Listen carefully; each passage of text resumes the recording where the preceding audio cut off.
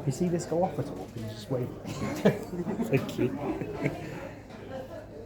Brilliant. Right, thank you very much for coming. I'm sorry it's a bit noisy in here. I'm terribly mumbly, so I'll try and speak up. Thank you very much for coming. This is Charlotte Vassell, and she's here to talk about her debut novel. And yeah, would you like to do a reading? I think I'll start and I'll introduce you to my detective. Caius Beauchamp was jogging on the spot at the bottom of Parliament Hill, trying to psych himself up for another doomed attempt at the summit. He had been dumped 3 weeks ago by Eloise, a sarcastically eyebrowed Parisian poet who saw beauty in the oddest things and cruelty in everything. One day, he had thought, she would be the mother of his children, in penance for whatever flaw, whatever fault, whatever failing that had led her to desert him for some other man, a mystery that he was yet to solve. Caius had made self-improvement his raison d'etre. Some addled, lovesick part of his brain had told him that if he got his act together, then he might have a small chance of getting her back. Thus, he designed a regimen for both body and mind. He'd taken up running and YouTube yoga. He designated Tuesday as leg day. Caius was also now on first-name terms with the staff at the library around the corner from the flat, as he slogged his way through all the books that he knew he should have read, but had previously been unbothered by. The next stage of this overhaul was to acquire a new level of Euro-chic, consumerist sophistication. So far, he had bought a black polo neck jumper, this time not from Topman but a menswear pop-up shop in Shoreditch, a new pair of glasses from a Dutch online optician, far more elegant than his usual Specsavers, a 5 kilogram tub of chocolate-flavoured protein powder from a Swedish fitness company that he couldn't pronounce, and new bed sheets from a Danish brand stocked only in Selfridges. In the sale. Some habits die hard. He'd even started going to the farmer's market on the weekend to touch up obscure varieties of organic squashes. The only squash in his upbringing had been orange. What else was a stodgy, lower middle class English policeman with a chip on his shoulder and an estuary accent to do, other than buy his way to bourgeois refinement and back into Eloise's heart? He thought it could work, and he was sure that was what he wanted. Adamant. Although, when he'd gone to purchase his ticket for the Eurostar that he was catching later that afternoon, he'd forgotten the pin for his credit card, despite it being 1234. He wondered briefly if his subconscious was trying to tell him something deeply important, but he suppressed it. His train was at 3 p.m, but first he had to conquer Parliament Hill. Caius started slowly up the hill, dodging dog shit as he ascended. It was steeper than he remembered it. Feeling prematurely triumphant, he increased the pace, but soon the embers of that dreaded burning sensation began to blaze in his calves. He tried to think of other things. He tried to think of what he'd do that afternoon. His train got into Gare du Nord after 6 p.m, but then what? Caius hadn't yet worked out a plan. He did not know what to say, what to do. He would make an impromptu grand gesture and hope for the best. At the Louvre? No, too cringy. Jardin du Tuileries? Somewhere their children they could take their children and say, this is where it all happened. He wasn't sure where, but he was sure that he wasn't going to make it to the top of Parliament Hill today. It had become something of a pilgrimage for Caius. He thought of conquering the city's 23rd highest point, to become the only thing that had got him out of bed this week. He wheezed a third of the way up before deciding to walk the rest, the steep path to the top. Maybe he should go to the GP and check if he had asthma. I mean, it was probably just the pollution. London is a filthy city, a dirty, putrid metropolis. What was he even going to do in Paris? What a ridiculous idea. Eloise didn't want him. She'd said as much, but in French and therefore much more expressively. A pigeon loitered on the bench halfway up the hill, strutting across the breadth of it. Caius breathlessly flapped his arms and flung himself down. The bird was stubborn. I suppose we should just have to be friends then, pigeon, Caius said to the bird. It flew off. He pulled out his phone and checked the distance it had run, far enough to drop casually into conversation. Caius thought he deserved to walk back to his flat. He'd earned a slower pace. Although, he probably should do some theatrical stretches in case anyone he knew saw him. He'd seen a pretty woman in bright pink leggings at the bottom of the hill. A few lunges later, and Caius strolled towards the trees north of the bench. He did a loop through a patch of woodland, and then started to lightly jog down the hill towards the gates. Caius walked past the trees that ran along the park's boundary, not knowing the names of any of them. That might have been a birch, or an elm, or a horse chestnut. Some flowers here, a dull brown bird there, and a stiletto, oddly poking out the bottom of some scrub that probably warranted closer inspection, as did the corpse that was wearing it. Thank you. Yeah, it's brilliant to hear you read it because I mispronounce every character's name in this entire book. Sorry? So did I. Oh, good. It's on purpose. It's a thing within the book, so don't worry. it's like so the book is obviously about people who are considerably richer than me. And me. I had to Google what a cummerbund was, things like that. Would you mind talking a little bit about the overall story and Yeah, sure. your main character who is hilarious on the whole? So the main character is Caius Beauchamp. He's half Jamaican, half Irish, and I'm half Jamaican, half English, and I really wanted to write a character that came from a similar background to me. So I very much felt that whenever you see Jamaican characters, there's always gun crime and drugs involved, and that's just not my family. They're all sat here in the library, and very much kind of professional people. So I felt like actually I wanted to write something that reflected my kind of background a bit more. And I'm from Redditch. This is the library that I did the summer reading challenge in, and I came to story time in the basement when I was a toddler. And I moved to London just after finishing university. And suddenly the wealth in London is sort of crazy sometimes. You're walking down Knightsbridge, which is obviously ridiculously wealthy, but you see all these cars which are just insane and don't have proper number plates because they've been brought over from Saudi Arabia for the summer for someone to show off in, and it's gold. It's like a gold Lexus. It's just the bizarrest thing, and it doesn't feel very connected to the rest of the country at all in some ways. But then London itself has some of the worst poverty in the country. I lived in Clapham for a bit. I don't know if any of you are aware of Clapham Junction Station, but you can literally be born on the wrong side of the tracks. So one side of Clapham is a very grim-looking high-rise block that I'm sure has terrible mould, and then on the other side it's these beautiful townhouses, and everyone sends their children to boarding school, and they're within a stone's throw of each other. I was living in Wandsworth Town. I used to catch the bus to the station in the mornings, and half of the people on there had been up for a few hours, and you had a lot of cleaners going home, and you could smell the kind of bleach on them, and then the other half were public school boys with Barber jackets and like Labrador hair on them and their signet rings, and it's very much like a juxtaposition between two very different ways of living. But in London you all rub against each other, but these are worlds that you wouldn't necessarily know existed unless you've been inducted into them. I used to work, I actually wrote the book on furlough during COVID, and I was working at a medieval guild. As you do. I was bored. There's only so much Bones you can watch before you go, I need to do something else now, so I wrote a book. But yeah, I was working in one of the medieval guilds in the city, and it's 750 years old, and it owns a big chunk of Fenchurch Street. It's incredibly wealthy, and everyone there involved in it's very posh, and they do a lot of charity work, but if you didn't know, you just walk past the building because you can see it on the river and you think, that's a pretty building, and you've got no idea that once a month a load of old Etonians with titles put on their cummerbunds and their dinner jackets and have dinner with Princess Anne. It's just like a whole other world that you just wouldn't know existed. So I think that's where a lot of it, where it kind of came from, was sort of being aware of this world but not being from it, and sort of really wanting to kind of discuss that inequality, I suppose. I love that Caius seems to be like trying to be part of that. So like shopping at Selfridges, but only when it's on sale, and that sort of thing. And the part about Johnny Squash and his childhood being orange. I love that because everybody has phases. I've had them myself where you try and like your self-improvement. You start going to the gym a bit more and eat quinoa. So there were parts of the book where it's obviously like really funny and very satirical, but at times I felt a bit attacked.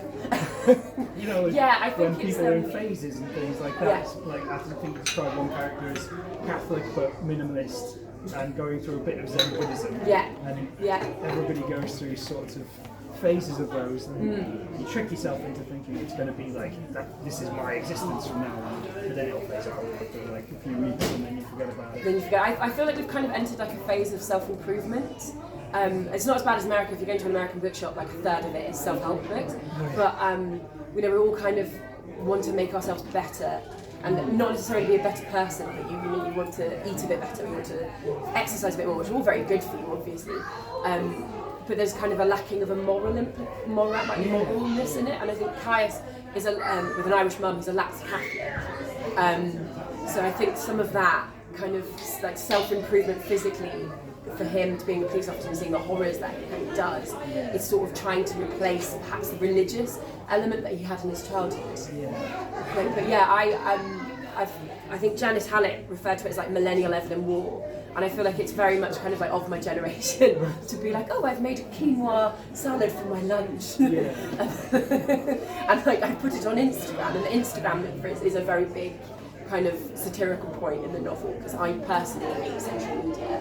I just don't want to. Like if you know me, you know about my life. I don't feel like the need to broadcast what I had for breakfast to 20,000 strangers. It's quite odd that people do that if you actually step back and think about it.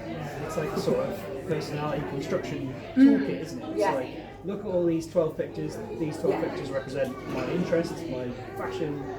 But it's all very distant, and it's all quite fake, and it's all staged, and it's not real. Very shopfront. Yeah, exactly. It's like a facade. Clemmy, who you find out is the victim, sorry, my toddler. She's like an Instagram influencer, or trying to be. She's lots of yoga, but there's always this kind of question about whether she's interested in like contemporary art, whether she knows that it's ironic, and whether she's doing it ironically, and whether the detectives think she's just a silly woman because she's just taking Instagram pictures. And trying to get famous on Instagram, but is it one of the other detectives wonders if it's all performance, if it's a performance piece almost. Yeah. So people have done art installations where they've created like fake social media to sort of create some sort of weird bubble world. Yeah, I love that you go so into that, because in crime fiction a lot of the time social media is just kind of touched on as a thing of like, right, let's look on Facebook, let's see who they're friends with, and that's it, and then they move on. But like everybody's life is like so much on there. You could do a lot more doing in you really can. I think people give away more on social media than they necessarily intend to. And some people just will tell you where they are throughout the day. So I'm doing this and I'm doing that and I'm doing this. And if you wanted to stalk them, it'd be fairly easy, particularly if they do the same thing every week at a similar time.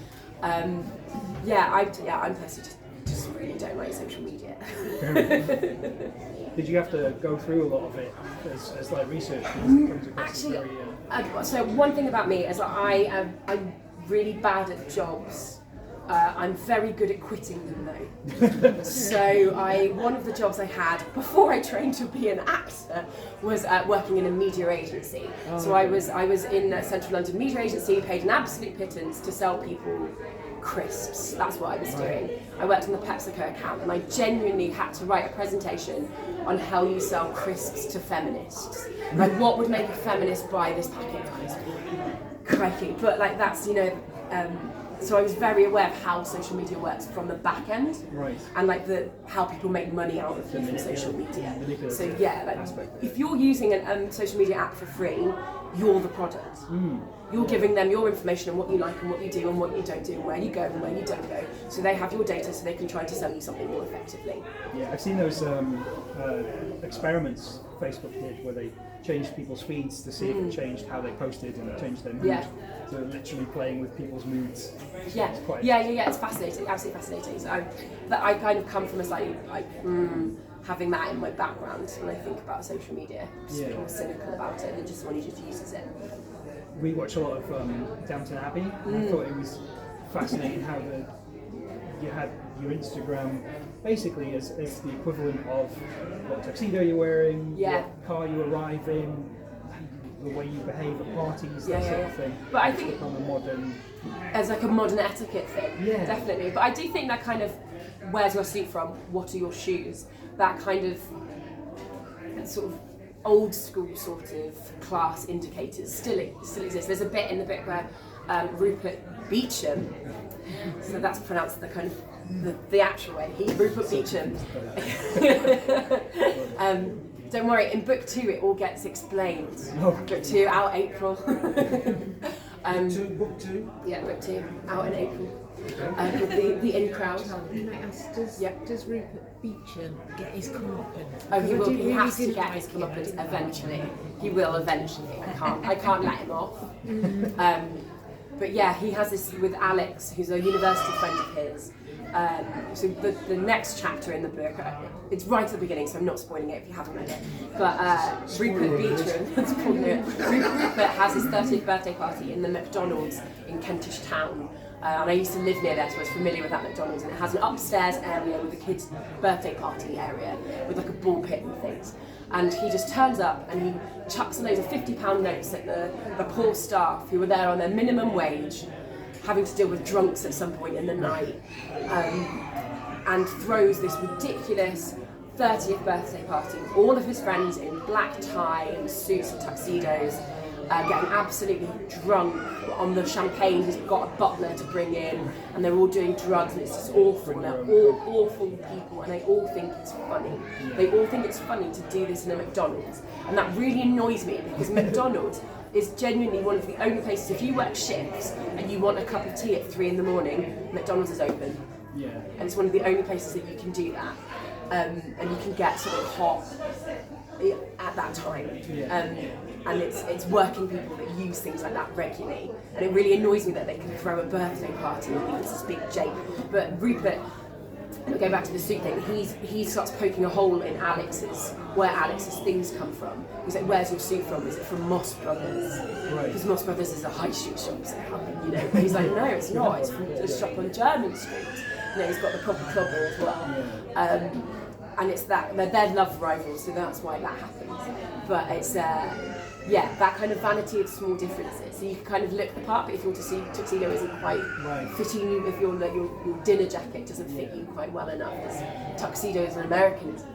Right. Then you won't be able to call it a tuxedo, a smoking jacket, you've got a velvet one. Yeah. It's what you learn when you work at Medieval Guildhalls.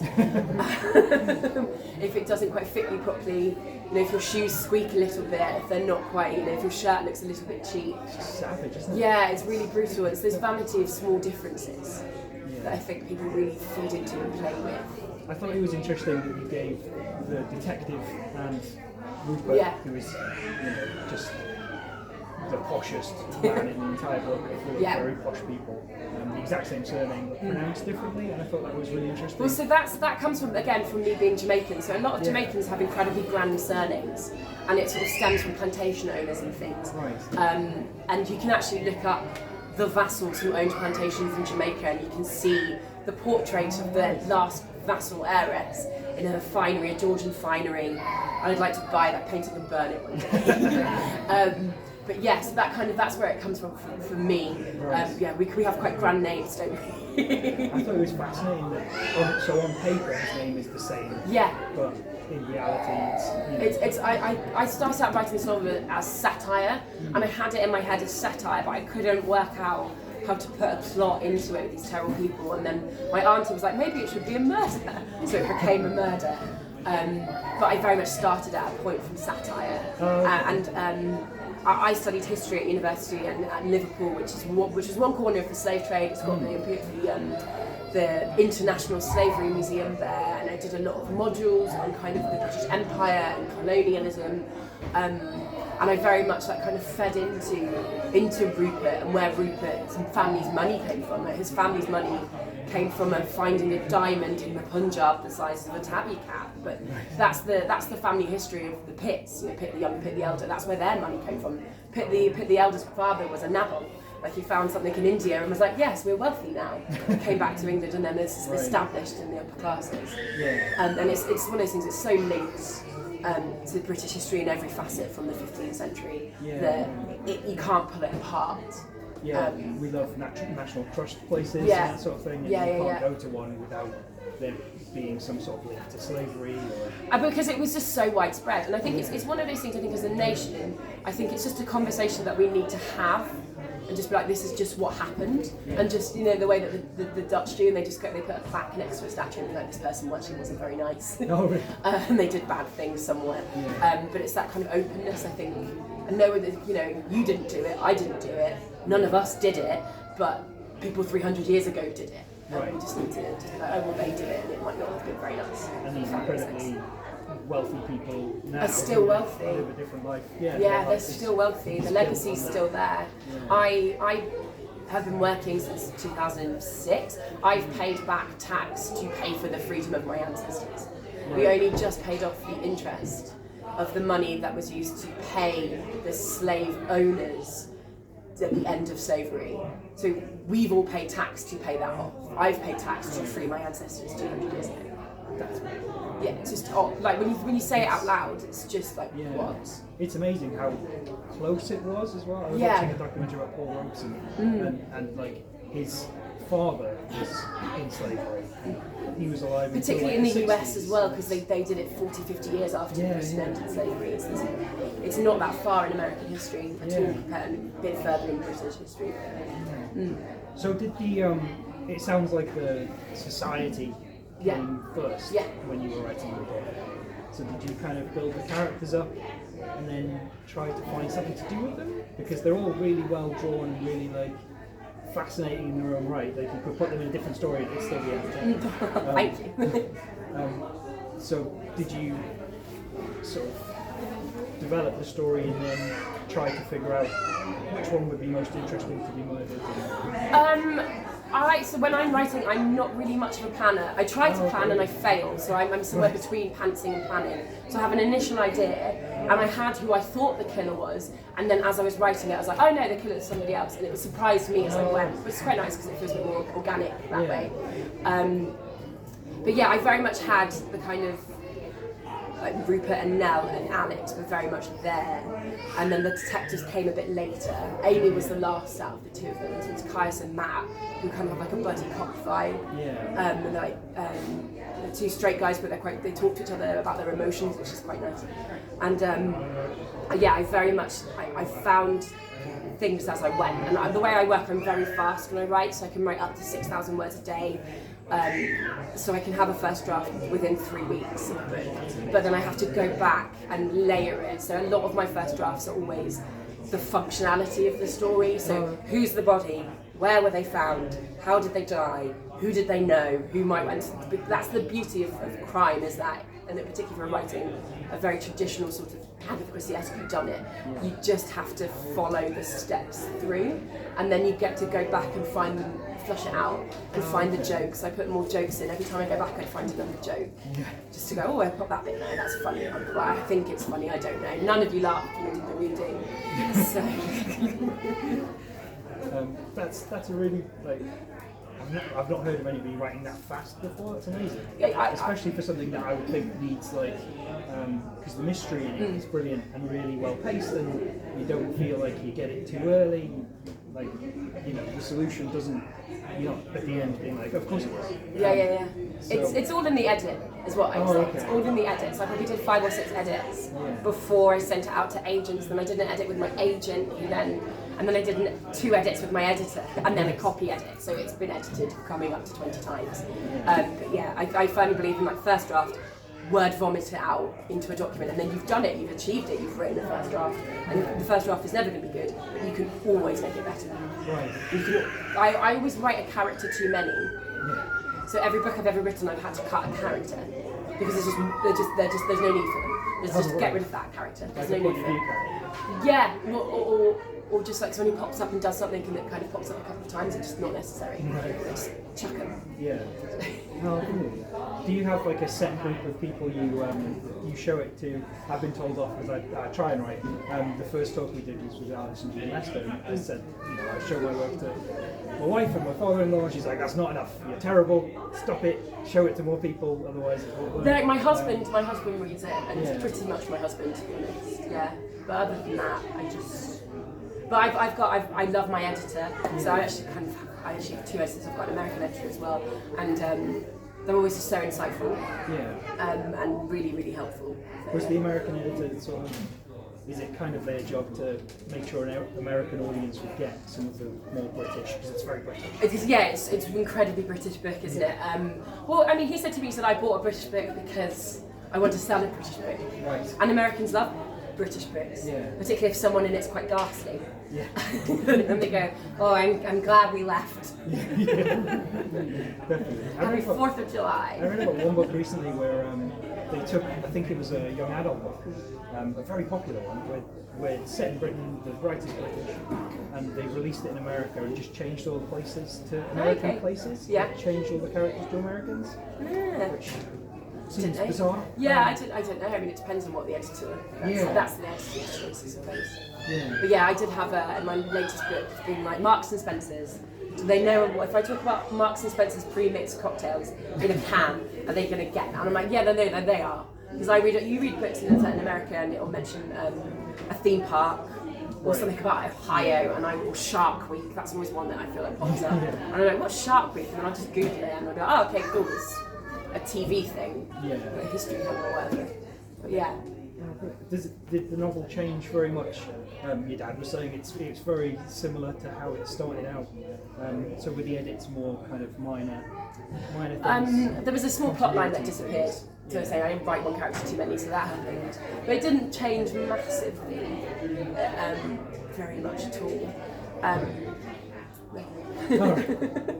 I love that it's so class-based in the a big theme that is the disparity between these ridiculously wealthy people, which seems like it's going to get more and more relevant as time goes on. Yeah, I don't think that's coming from somewhere like Redditch where a lot of people are just really normal. It's a pretty normal place. People have normal incomes. No one's walking around in Gucci boots. Everyone drives a car that works. Has a normal house. There's no McMansions or anything. And then sort of going to university and coming across a few types of people. Then definitely, my first job in London was working at a headhunters in Mayfair. So I used to commute into Mayfair every day, and the conversations you'd overhear in the M&S with everyone's buying their lunch, and it's quite, because London concentrates wealth, I think, because it's Europe's only global city, really, is London.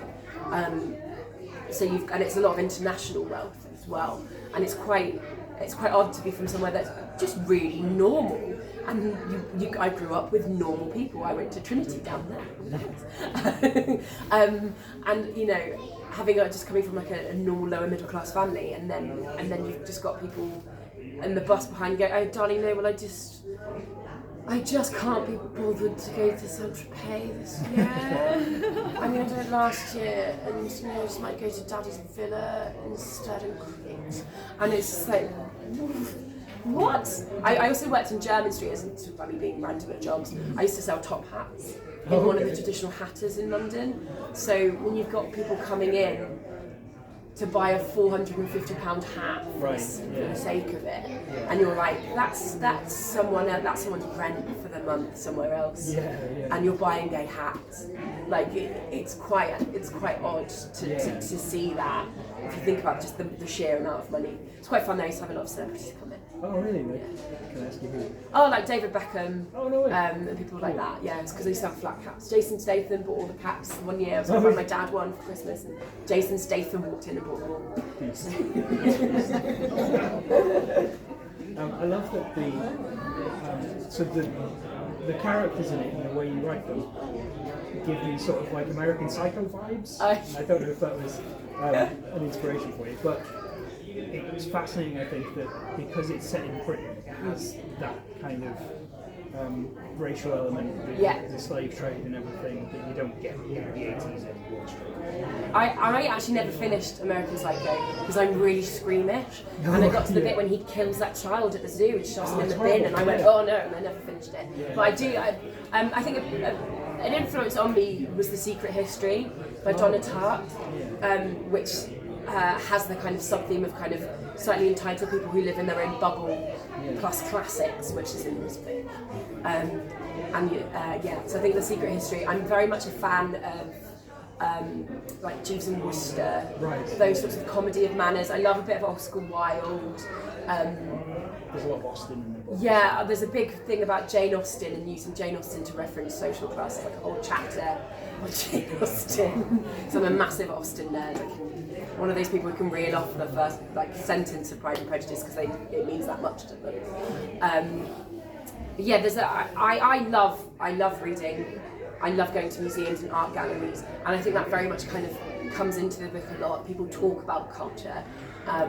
Caius, as part of his self-improvement thing, is reading a lot of books, and because potentially, he went to a slightly dodgy comprehensive in North London, so he feels like he's missed out somehow, and he's using the library to fill in the gaps of his knowledge. Yeah. I love libraries. Libraries should be cherished. I love these places.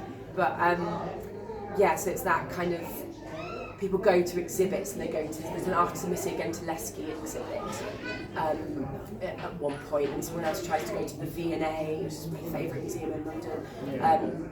And sort of, because I think art's for everyone and literature is for everyone, but it does feel quite rarefied in a way that I don't think it should, because human truths are human truths no matter your background. So everyone can find something in literature.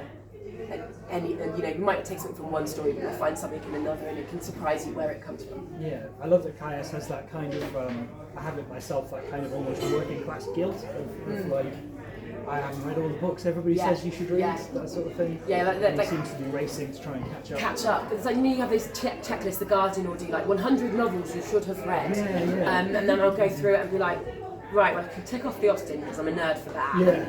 Well, I've tried to read Henry James and I've failed because prose sends me to sleep. And I feel that as well. I have been a kid from a comprehensive being like, I can't quote, Dickens paragraph by paragraph off the top of my head. It's that kind of inadequacy. You think you should know this thing, but you probably don't. That's what Google's for, right? It's in the back pocket and you can always find the answer. I love that Caius is like a proper millennial with a capital N as well. We were talking about this because we had Natalie Marlowe in a few weeks ago, and her book is set in the 30s, and her detective character has undiagnosed PTSD from World War I, that sort of thing. And we were talking about how a lot of your hard-boiled noir fiction, your main characters have all got this horrible war trauma that they don't talk about, but it's always there bubbling underneath. And I feel like a lot of modern detective stories try and replicate that without the war, so they'll have a dead wife, or they'll be divorced and be estranged from their kids. They've got an alcohol problem. They're always really really downtrodden and probably living in a caravan by themselves, that sort of thing. And everyone hates them. And whenever they walk into a room, they're just like, oh jeez. So I love that Caius is so positive and upbeat, and just he's got his obsessions that are really quite entertaining. And in some ways, I said this slightly, I hate you for saying this, my brother's a little bit like it. So, my brother's like, I've got my protein macros, going to the gym. I very consciously wrote a detective that wasn't hard-boiled. Partially just because I know some police officers, and they're not. My friend Ellie's a police officer, and her spare time she's a cheerleader. She does cheerleading practice all the time, and her Instagram is just her throwing people in the air. She's not depressed and everyone hates me. She's she's got pom-poms. I very much kind of went for, right, how would I be if I was a police officer in some respects? And the job would probably get to me a bit, but I haven't been in the trenches. I love that he doesn't want to look like a police officer when he's off duty. And he's not a police officer. Whereas most of them in American films, especially, they all just wear the same leather jacket they wear to work. I think that's a difference in Brits and Americans in general, though. In the kind of Brits dress for work, I feel like Americans don't always do that. They're a bit more casual in their clothing, aren't they? So I remember when I worked in Jermyn Street, I had a gentleman come in going, "You sell lots of suits. Do people wear suits here?" And I'm like, "Well, yeah. If you go to the city, it's this Friday. If you go to the city now, everyone's walking around in a suit and tie." And he's like, "Oh, we don't do that." I'm like, "You're from Colorado, so of course you're not dressing up in a tie." And that kind of formality, the difference between work and and play as well. I think that's a big thing. If you wear a suit to work, you don't wear a suit on the weekend because you want to differentiate your time. I love that about this book, that it's so British, and if you take the Britishness out of it, it takes a lot of the character out of it as well.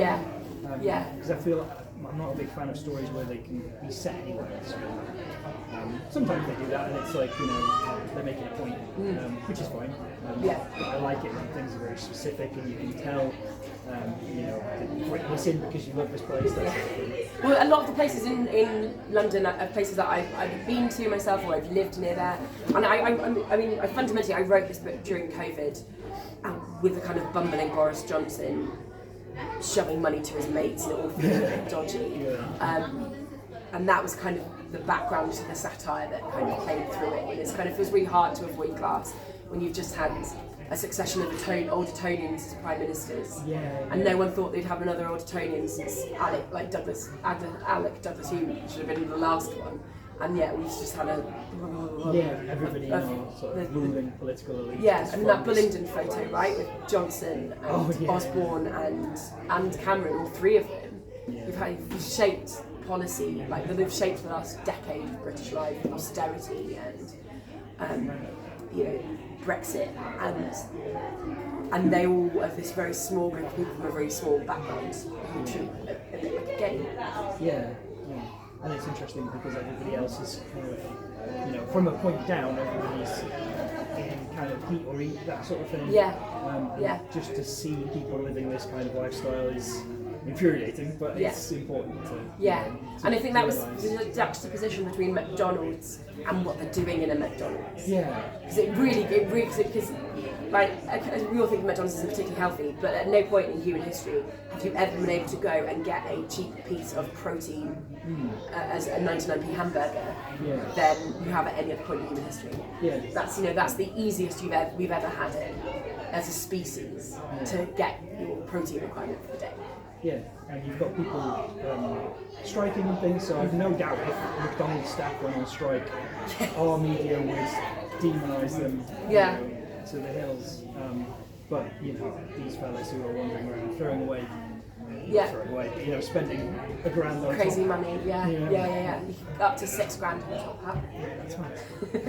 If it's a vintage silk one, they can't make them anymore because the factory that used to make the really fine silk in France burned down because the two brothers who owned it had a fight in this class, and no one else knows how the machines work, and they're never written down, so they've never been able to replicate it. So if you're ever in a provincial auction and you see a silk top hat, buy it and sell it on.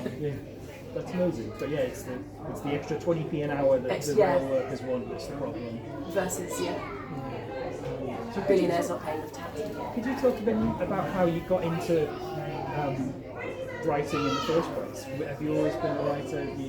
Did you just go, let's have a go at that during COVID and I wrote a really terrible fantasy novel about 5 years before, which you can't read it anymore. I took it off Amazon. It was bad. But in between the two books, I did train as an actor, and I think that really helped with my writing. It made my dialogue a lot sharper. There's nothing worse when you're trying to play a character and you've got your script and there's just words that don't mean anything and have no point. So my dialogue got really good after that, and because you see really rubbish short film strips with students, and you're like, this is bad, so I know what bad looks like. And then I also, you can't spend weeks and weeks and weeks poring over a Shakespeare text, pulling it apart word by word to find the kind of the truth in it, and to portray the truth in it without thinking about how, it just changes something. It changed something in the back of my head, I think. So that helped you with maybe a much better writer, and I think in terms of having plots and moving them along. Personally, I know there's a bit of a thing in literature at the moment versus plot versus vibes books. Whereas a lot of kind of literary fiction is kind of vibes, but there's not really much of a story. But people telling you a backstory and how they feel about something, but there's nothing happening. Whereas I'm very much like plot. And I think for my kind of studying theatre, sort of very much got into a 3-act kind of thing in my head. But I think the most important thing if you want to be a writer is just to read, and it's to read widely and to read discriminatorily. So if you read something and go, I don't like it very much, I'm not enjoying it, fair enough, but why? Why don't you like that? Is the plot too slow? Do you find the prose a bit stodgy? Is it a bit too flowery? Is it not simple enough? It's not moving as long. Yeah. So you're not a fan, so you just read everything, not like, so I write like horror basically. Yeah. So I feel like if you just read horror and then you write horror, you're going to write the same horror as everybody else. Exactly, and I think if you experience literature as a whole, so what I love about books is every single book you pick up is another world, and it's another perspective, and it's an experience that you hadn't thought about. And I mean, we're sat in a whole room full of other people's experiences and thoughts and ideas, and you will always learn something from somebody else, even if you didn't particularly like the book. Something interesting might have sparked in you. What I do between edits is I try to make myself read 20 other things, just as a palette cleanse, so I can go back and look at my work and be like, this line is bad, cut it. Because I've just read something really good, and this is in comparison, this is bad. Do you sort of deliberately structure things? Like, this book is it's like over the course of a week and a half, isn't it? So it's structured by days. Like brilliant, and it reads really well. Was that a deliberate thing, or was that something that kind of came through edits? That was deliberate, so I planned it like that so I could work out where everything was at a particular time, because timings are so important in crime novels. But I actually picked it up from a novel from the 30s called Miss Pettigrew Lives for a Day, if anyone's read that. It's been republished recently by Persephone Books, but it's the whole novel is this kind of governess that she gets in a mishap, and it's very much a comedy of manners. It's set in the 20s, and it's very glamorous, and she's like a dowdy governess. But every chapter of the book gives you the specific time with it, so it'd be like 8:13 to 8:42, and that chapter happens between those two bits. So I think I kind of took that as quite a useful way of structuring the book. Oh, brilliant. It's like a cheat for me, really. Yeah. Oh, it worked really well. I can't believe it. Sort of, did you end up having to have like a murder board, like detectives do, where you had to put all the clues in one thing, and how did you? No, I didn't do that. That sounds like a really good idea, though. I did have a spreadsheet where I plotted whose chapters were which. Right. But yeah, the kind of dropping clues in kind of just happened naturally, and then I kind of would go back and in the edit I probably might add a red herring here or a red herring there. Yeah. Did you have any interesting reactions to the book now that it's out? It's released in January, wasn't it? Yeah. So do you have any interesting reviews or anything where it's like, where people have read things into it that you didn't intend, or picked up on things that you didn't expect people to pick up on? Not particularly. No, I think everyone's kind of just taken it quite squarely on the nose. Yeah. And obviously it's not for everyone, because not every book is for everyone. That's just how the world is, right? But yeah, I think the satirical part of it is timed to quite a few people. Yeah. And if you do like a whodunit, like it does have that other side of it as well. Yeah. And this is a series now, I understand. Yeah, so this is book 1, book 2 is out in April, and I've got to start writing book 3 soon. So I'm planning that at the moment, planning very loosely. I've got a spreadsheet and an idea for 5 chapters, and that's it. So I'm just going to have to sit down and chuck a few thousand words at a page and see what sticks. How do you plot the extra books in this series? Do you kind of pick a new location or a new interesting way of murdering someone, or is it? Yeah, I don't know if I'm really allowed to talk about it. It's just got a copy edit and the proofs aren't out yet. Yeah. It's called The In Crowd. So one thing I thought was quite interesting was like a sort of juxtaposition between kind of old-fashioned society events, and we all kind of probably go through one every now and then. So whether it's the proms, or if you go to Chelsea Flower Show, the races at a particular time, or Henley or something. And we've all kind of dabbled in the odd bit of this, and I thought it might be interesting to kind of play with those sort of things, but juxtapose it with something much more normal. So that's the kind of vague idea that I've got. I've got an end point. I know how it ends at the very end, but I'm not going to give it away. I have to pre-order book 2. Does anybody have any questions for Charlotte?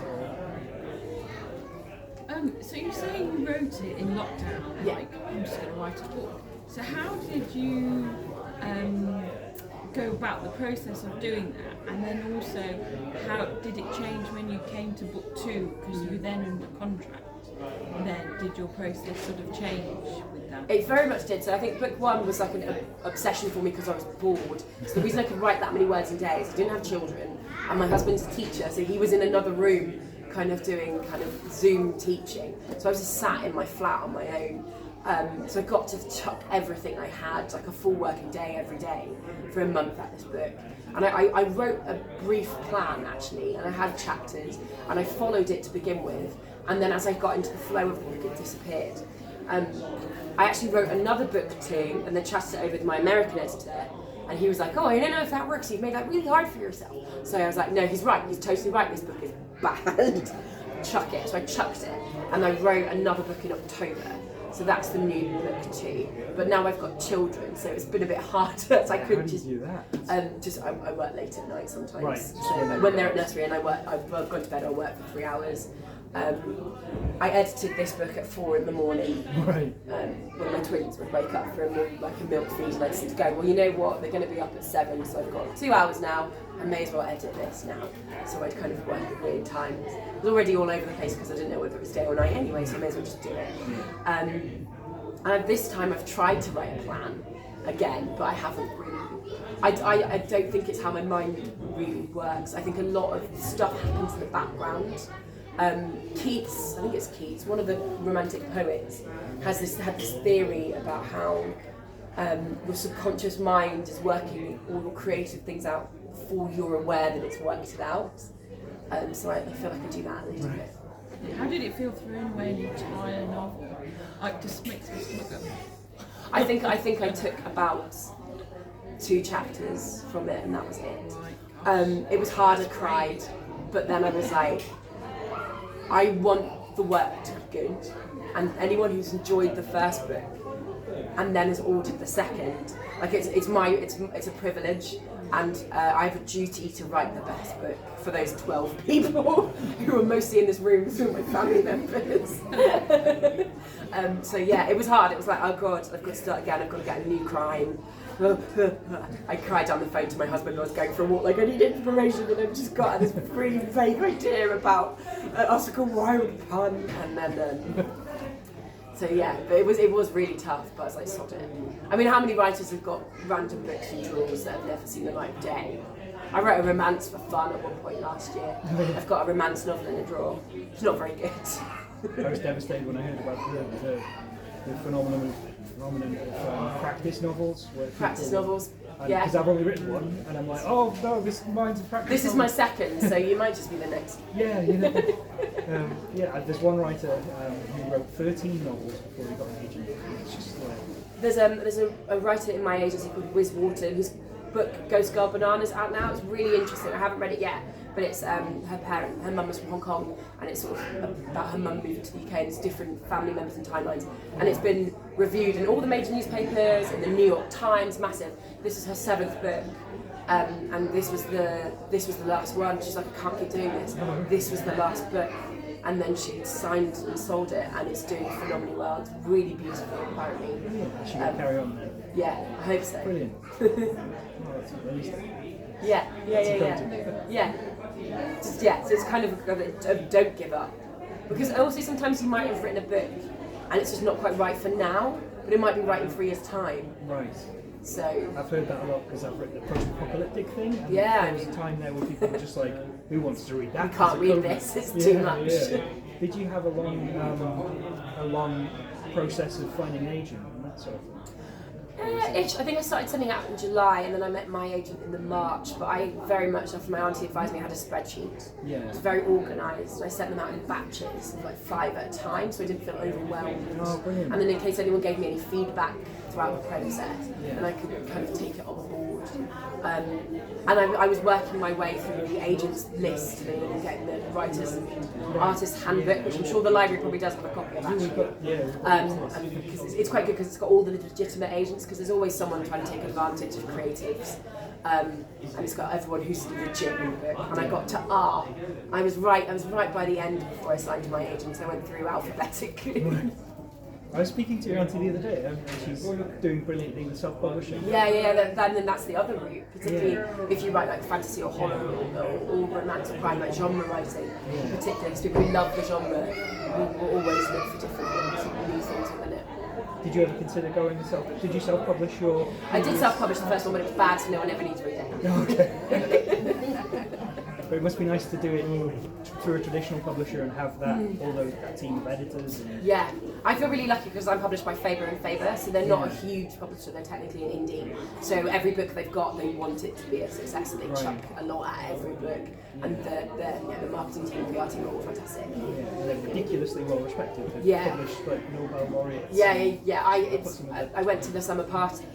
And I was like, oh, it's Kazuo Ishiguro. Don't talk to him, don't talk to him, don't talk to the guy who won the Nobel the other year. Just leave him alone. And my agent's party, it was Sadie Smith. I was like, just don't talk to Sadie Smith. She's happy in the corner. Just don't harass the nice people. Yeah. Brilliant. That sounds very intimidating, But that's a good sign. I'm a nobody. I don't know anybody in publishing, and I just sent it out because I was like, this isn't bad. I've took out and bought some bad books in my time. This book isn't bad, so why not?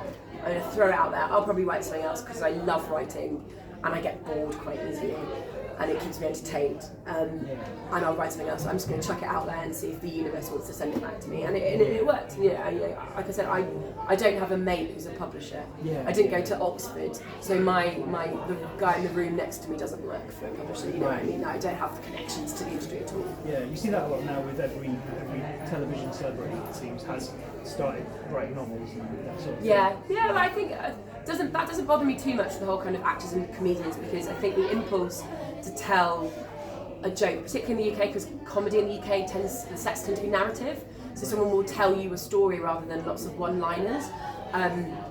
And actors as well. I mean, I trained as an actor, but it's the exact same impulse to tell a story and to tell truth to someone, human experience, pass that on. It's the exact same one between acting and comedy and writing. So it sort of makes sense that people move between them. It's a sign that the publishing industry is probably doing quite well if everybody's joining it. And, Yeah, and at the end of the day, as readers, you just want to read good stories, right? And if you don't really care that much whether that person used to be on a TV show that you kind of liked, I mean, it might make you buy it in the first place, but if it's a good story, it's a good story. You're going to tell people that you just read a really good story.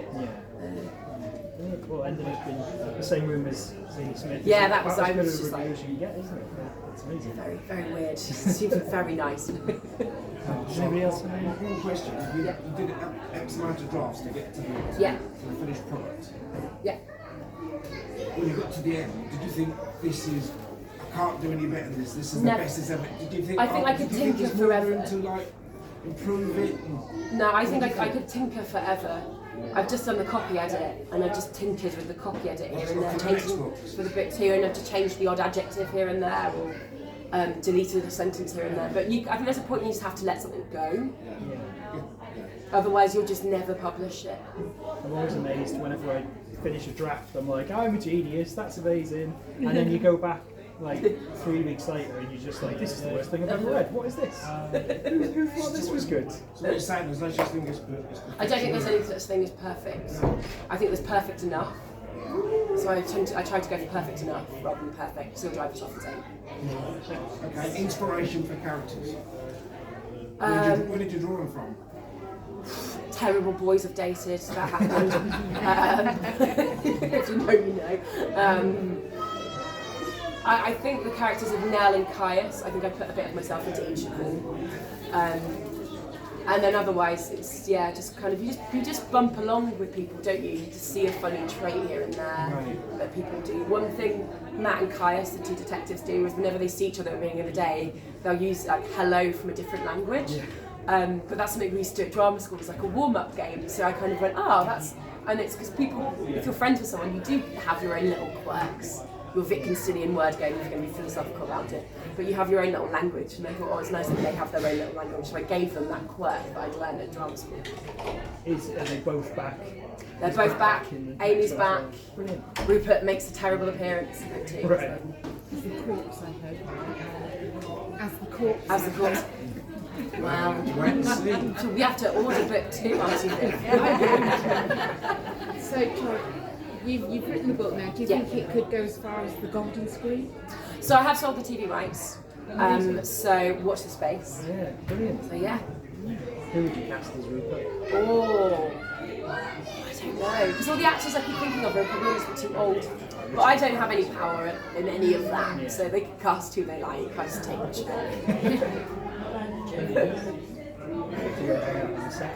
Oh no. They can.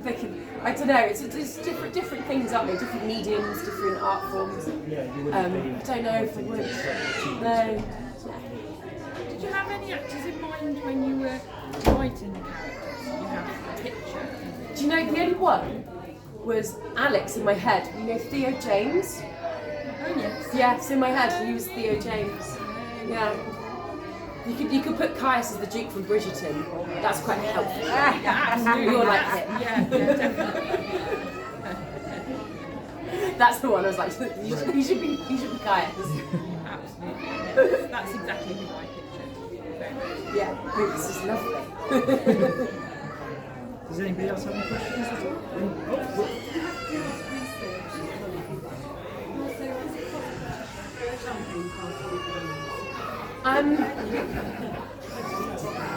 I didn't do a huge amount of research because a lot of the things are just things that live rent free in the back of my head. So I go to an Artemisia Gentileschi exhibit at one point, and she's my favourite painter.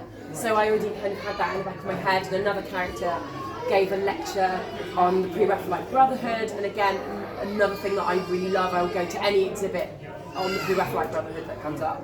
So that was all kind of just in the background of my mind. Book 2, it was a bit more like, have I just used everything up in my ass?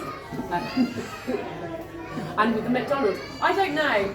That's a really good question. But the publicist in the US has emailed McDonald's corporate to ask if they can throw a party for the New York one. I reckon because he thinks Rupert bribes the staff, so they get him to turn the cameras off and just gives everyone 50 quid, like £50 notes. So he kind of gets away with it because he's so charming and everything has been easy for him his entire life. So he can just do that. He can just chuck a 50 quid note at someone and the problem disappears. I love that you can tell from how he speaks to people that that's the case, that he's never been told no. He's never met a problem he couldn't solve without cash. Yeah. It's as much to his detriment as a person. Do you come up with the title of your book at the beginning or at the end? Or? So I didn't come up with this. This is my agent. So I had a different name for it. I called it Demi-Monde. So sort of like which means like half world, which was what the French kind of called the sort of courtesan-esque, kind of slightly filthy side of upper Parisian society, sort of the Belle Epoque. And my agent was like, it makes sense once you read the book, but it doesn't jump out at you. So he came up with this one. So yeah, You like this one? Yeah, I think it works really well. So the other half is how the other half lives, but then you've got Rupert, who's the other half to Clemmy, the girl who gets murdered. He's dodgy. It's got great covers. I've seen another edition of it. Yeah, so the paper Is that the back, paperback the UK cover? paperback is different, and the American cover is different as well.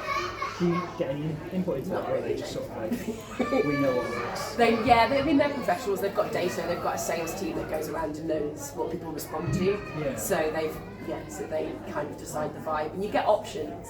Oh right. And there's a couple of different options on this, which is very similar to this. Anybody else?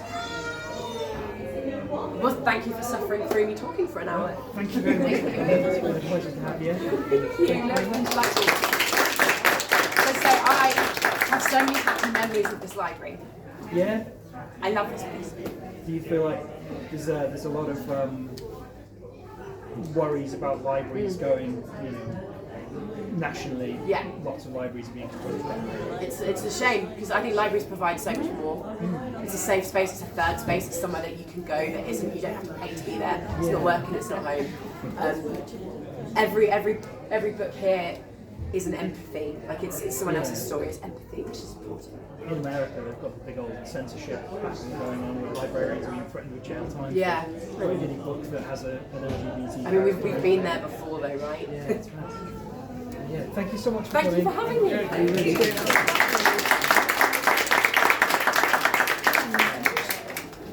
We don't have copies of Charlotte's book, but They you do can have get them in Waterstones, I think. Waterstones over there. So. Well, thank you. Charlotte, do you want me to sign it?